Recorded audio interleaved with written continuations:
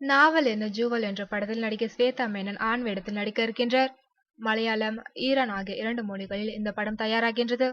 முன்னாள் மும்பை மாடல் ஸ்வேதா மேனன் தற்போது மலையாள படங்களில் நடித்து வருகின்றார்.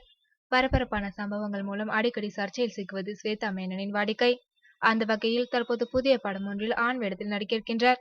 கடந்த 2013ஆம் ஆண்டு தான் நடித்த களிமண்ணு என்ற மலையாள திரைப்படத்தில் தனது நிஜ பிரசவ காட்சியை வைத்து பரபரப்பை ஏற்படுத்தினார்.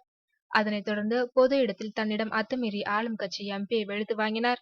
இப்படி தொடர்ந்து பரபரப்பான செய்திகளில் அடிபட்டு வரும் ஸ்வேதா மேனன் புதிய படம் ஒன்றில் ஆண் வேடத்தில் நடிக்க இருக்கின்றார். இத்திரைப்படத்திற்கு நாவல் என்ன ஜூவல் என பெயர் வைக்கப்பட்டுள்ளது.